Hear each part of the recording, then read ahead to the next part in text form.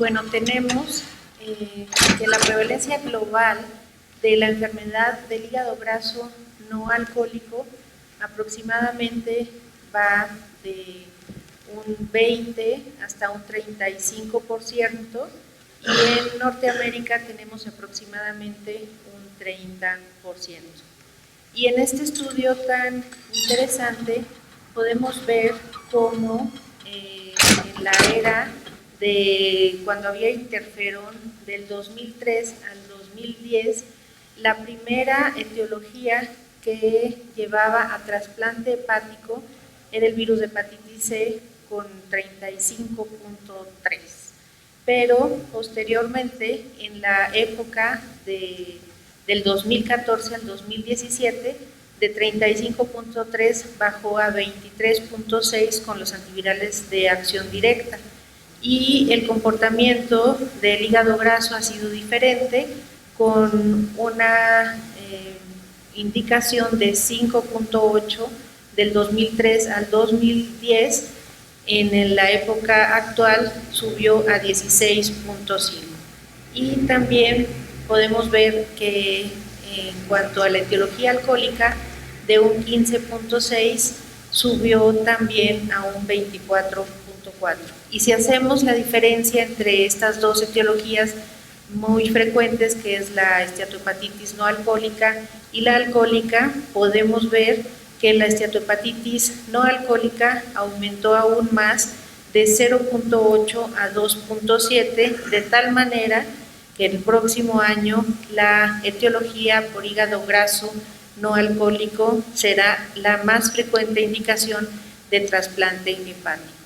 ¿Y en qué estamos parados ahora? Bueno, pues es frecuente que haya la presencia de hígado de síndrome metabólico, y la manifestación hepática del síndrome metabólico es el hígado graso, que puede únicamente ser hígado graso con esteatosis o bien una esteatohepatitis no alcohólica. La esteatohepatitis no alcohólica evolucionará aproximadamente un 12 a 15% a una cirrosis hepática. El hígado graso con esteatosis hará que disminuya la cantidad de donantes que sean efectivos para el trasplante hepático, y de tal manera que tanto esta esteatosis hepática y la cirrosis hepática con complicaciones harán que haya una mayor demanda de trasplante hepático, y los pacientes que van a trasplante hepático con hígado graso deberán de estudiarse muy a fondo las comorbilidades en el pretrasplante, principalmente las comorbilidades cardiovasculares, como bien lo mencionó el doctor Sierra. Y en los pacientes trasplantados con hígado graso habrá que estar muy pendientes de la recurrencia del hígado graso post-trasplante, pero también aquellos pacientes que fueron trasplantados por otras etiologías, habrá que estar pendientes del hígado graso nuevo. Y en este caso, que haya hígado graso post-trasplante, siempre habrá que estar vigilando las enfermedades cardiovasculares y también las enfermedades renales, puesto que se ha visto que también estas son más frecuentes después del trasplante hepático. Y viendo todo esto, la esteatohepatitis no alcohólica es realmente una indicación apropiada para trasplante hepático. Bueno, pues para ver si es realmente una indicación apropiada, debemos de enfocarnos en la recurrencia y en la supervivencia que presentan estos pacientes. Y en un análisis de supervivencia a 1, 3 a 5 años de pacientes trasplantados por esteatohepatitis no alcohólica, se comparó con esteatohepatitis alcohólica, y en enfermedades autoinmunes realmente se vio en este análisis de supervivencia que no había una diferencia en cuanto a los pacientes trasplantados con esteatohepatitis no alcohólica con otras etiologías. Y después se hizo también en un estudio se evaluó si había diferencia entre los pacientes trasplantados por esteatopatitis no alcohólica y por esteatopatitis alcohólica, y en este también se observó que no hubo una diferencia significativa entre trasplantar a los pacientes con hígado graso alcohólico y no alcohólico. De tal manera que podemos decir que en cuanto a la supervivencia no tenemos gran diferencias en las indicaciones de trasplante hepático en cuanto a la esteatopatitis alcohólica con otras etiologías. ¿Y qué es lo que se ha observado en cuanto a la recurrencia de los pacientes trasplantados con esteatopatitis no alcohólica? Pues se ha observado que los pacientes trasplantados por esteatopatitis no alcohólica en comparación con los trasplantados por hepatitis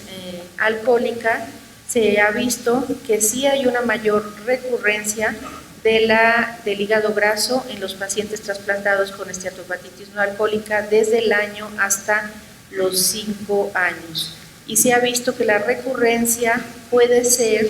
incluso al año post-trasplante de esteatosis hepática del 60%, y de ellos pues un porcentaje de aproximadamente 12 a 15% podrá desarrollar esteatopatitis no alcohólica. Y aquellos pacientes trasplantados por alguna otra etiología diferente a esta pueden desarrollar un hígado graso de novo en 20%, y de estos hasta el 10% pueden desarrollar esteatohepatitis no alcohólica. Esta recurrencia ha sido asociada a diferentes factores de riesgo como la obesidad, la diabetes, hipertensión arterial, dislipidemia, cuando se ha trasplantado por cirrosis hepática por alcohol y por no alcohol, o bien cuando recibió un injerto con hígado graso, menor del 30%, y desde luego también se ha asociado a la inmunosupresión, principalmente al tacrolimus. Entre más factores de riesgo se sumen, mayor posibilidad habrá de recurrencia, y la posibilidad más alta de recurrencia, desde luego, que es hasta el 100%, es si se asocian 6 de estos factores. En este estudio también se hizo una diferencia entre los pacientes alcohólicos y no alcohólicos, y se evaluó la incidencia de esteatosis y fibrosis, así como la tasa de progresión a fibrosis post-trasplante hepático, y se vio que esta esteatosis fue mayor en los pacientes trasplantados por esteatopatitis no alcohólica, así también como la fibrosis y la tasa de progresión a fibrosis. Y desde luego, si un paciente con esteatopatitis no alcohólica se trasplanta, pero además bebe alcohol, la recurrencia será mucho mayor. Ahora, viendo esto, podemos decir que si es una indicación apropiada para trasplante hepático, siempre que estos pacientes sean muy bien evaluados y en cuanto a las comorbilidades, y tratar de que post-trasplante hepático evitar la recurrencia. Ahora, todos los pacientes con cirrosis hepática por esteatopatitis no alcohólica serán candidatos apropiados para trasplante hepático, y aquí es donde es muy importante ver todas estas comorbilidades que tienen estos pacientes, y de estas comorbilidades y la que se ha asociado más frecuentemente es desde luego la enfermedad arterial coronaria. Y podemos ver en este estudio de pacientes candidatos para trasplante hepático en donde se encontró una alta prevalencia de enfermedad arterial coronaria con una obstrucción de 50% aproximadamente, y esta prevalencia de enfermedad arterial coronaria desde luego fue mayor que en pacientes candidatos a trasplantarse por virus de hepatitis C. También se vio en el grupo de los pacientes con esteatopatitis no alcohólica que la gravedad fue mayor y que tendieron más a tener una enfermedad multivascular en comparación con los de virus de hepatitis C. ¿Y qué es lo que pasa con estos pacientes cuando se encuentran en la lista de espera de trasplante hepático? Bueno, pues en este estudio de 54.697 pacientes en lista de espera, de 17.149 pacientes que salieron de la lista de espera, de este porcentaje también algunos murieron, y de estos pacientes el 10% fueron por esteatohepatitis no alcohólica. Y la principal salida de muerte de estos pacientes sí pudieron ser enfermedades cardiovasculares y desde luego las complicaciones asociadas a la cirrosis hepática. Los predictores en la lista de espera de salida o de muerte en los pacientes en lista por esteatohepatitis no alcohólica en un modelo univariado fueron principalmente el índice de masa corporal, y se asoció más a un índice de masa corporal arriba de 40, una edad mayor de 65 años y bueno, la presencia de MELs mayores y de carcinoma hepatocelular. Y estos mismos predictores se observaron en el modelo multivariado, siendo significativos todos ellos. Y en cuanto al índice de masa corporal, el mayor riesgo lo llevaron aquellos pacientes que tuvieron un índice de masa corporal de mayor de 40. En cuanto a la mortalidad post-trasplante, la mortalidad post-trasplante significativamente fue mayor en los pacientes con un índice de masa corporal mayor de 30, aquellos con presencia de diabetes mellitus, y cuando tuvieron una combinación de diabetes con índice de masa corporal elevado también fue significativo. ¿Cuál fue la principal causa de muerte en estos pacientes trasplantados por hígado graso no alcohólico? Bueno, en estos pacientes trasplantados se evaluó la mortalidad temprana, es decir, a 30 días post-trasplante, y esta mortalidad se vio más asociada también a problemas cardiovasculares, incluso infarto, tromboembolia pulmonar, arritmia o insuficiencia cardíaca después de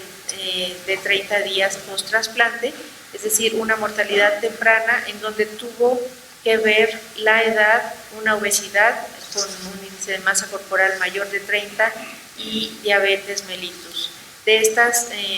muertes tempranas fueron por enfermedad cardiovascular y fueron principalmente muertes tempranas, ya que a largo plazo ya no se observó una mayor mortalidad. De tal manera que el estudiar este riesgo cardiovascular es muy importante antes del trasplante, tener esta vigilancia en la lista de espera y desde luego en el post-trasplante. Es importante indicar una nutrición con una alimentación balanceada y también recomendar, bueno, en conjunto el cambio del estilo de vida con ejercicio y hacer un seguimiento de estos pacientes muy puntual posterior al trasplante hepático. En los pacientes que tienen un índice de masa corporal de más de 40, se puede recomendar una cirugía bariátrica, ya sea durante el trasplante hepático o después del trasplante hepático. Y el seguimiento posterior al trasplante hepático, en cuanto a la inmunosupresión, es importante tener una inmunosupresión con esteroides que se puedan retirar rápidamente o incluso que pueda ser una inmunosupresión libre de esteroides, bien retirarlos durante los 3 primeros meses y tratar de utilizar inmunosupresores como una combinación, por ejemplo, con dosis bajas de tacrolimus con mTOR para tratar de disminuir este riesgo y también disminuir la presencia de diabetes mellitus. Puede hacerse combinación con micofenolato también, y bueno, en los pacientes que son diabéticos se puede utilizar ciclosporina y esperar tener los inhibidores anticalcineurínicos de tercera generación para poder disminuir estos eventos. Para prevenir la recurrencia, para prevenir esta esteatohepatitis o hígado graso de novo posterior al trasplante hepático, es tratar de que el índice de masa corporal no aumente después del trasplante hepático más del 10%, ya que esto aumenta la posibilidad de recurrencia de hígado graso. Tratar de mantener un índice de masa corporal de 25, detectar oportunamente datos de síndrome metabólico y dar tratamiento, y pues ir vigilando esta recurrencia, de preferencia con métodos no invasivos, a menos de que se requiera de hacer alguna biopsia hepática. El hígado graso no solamente va a influir en cuanto a los receptores, como lo mencionaba al principio, también va a influir en cuanto a la donación, y se ha visto que conforme pasa el tiempo hay más hígados con esteatosis que no son viables para donación. Y bueno, en este estudio lo que se estudió fue qué tan viable es que los pacientes o las personas obesas puedan donar el hígado. Y en este caso, bueno, si tenemos una población de 33% con obesidad, podemos decir que por lo menos 20% van a tener esteatopatitis no alcohólica. Si tiene una esteatosis de más de 30%, generalmente no se donan estos órganos, y en este caso se observó la donación de pacientes obesos para ver qué tan viable era que lo donaran o no, y los órganos donados de pacientes obesos se vio que sí pueden ser útiles. En este caso se encontraron el 16.6% con esteatosis grado 2 o 3, es decir, más del 30 y 60% de esteatosis que no fueron útiles, pero sí llegaron a ser útiles el 80% de estos órganos. ¿Y qué tanto? Ya dijimos que un porcentaje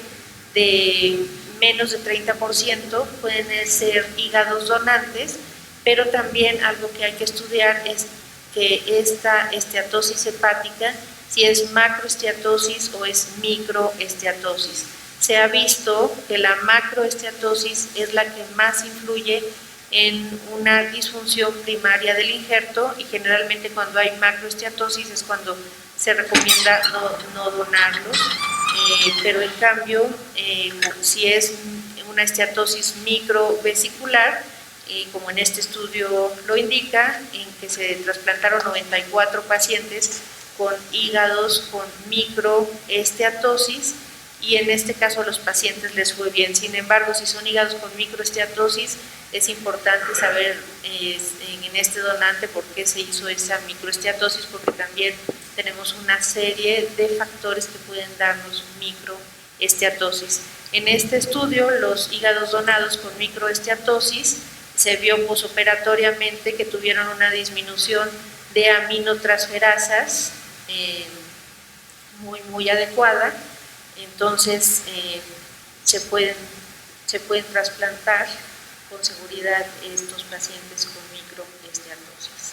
En cuanto a que ha aumentado la presencia de hígado graso, pues también ha afectado en aquellos pacientes que van para trasplante hepático de donante vivo, ya que en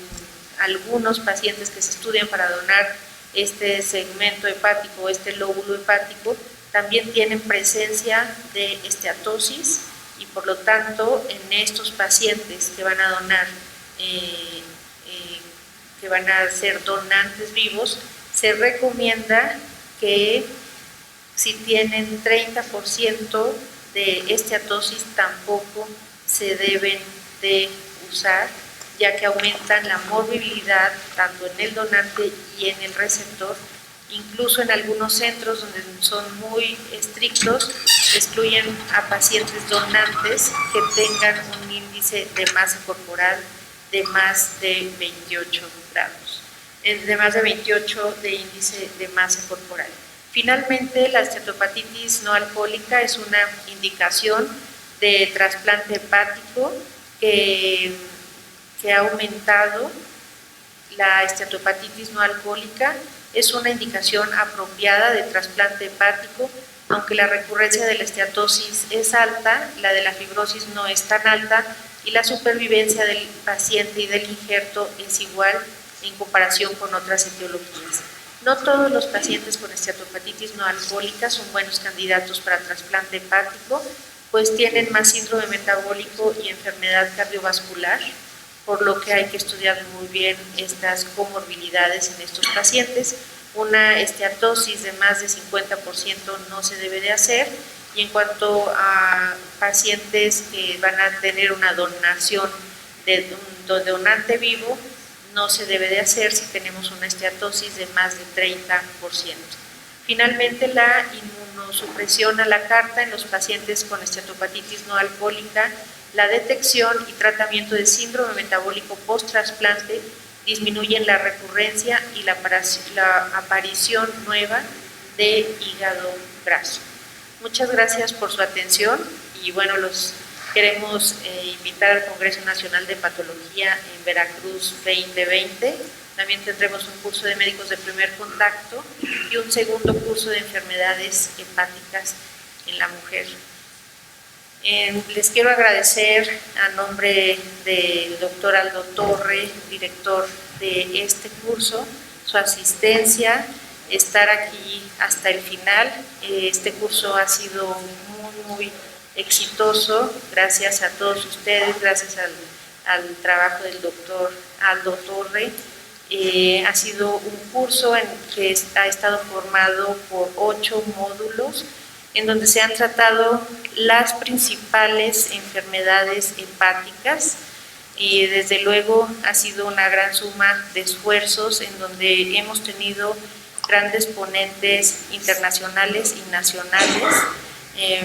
Han sido 8 de los profesores internacionales invitados y pues muchas gracias por su asistencia. Los esperamos en 2 años en este curso nuevamente y declaramos clausurado en este momento. Muchas gracias.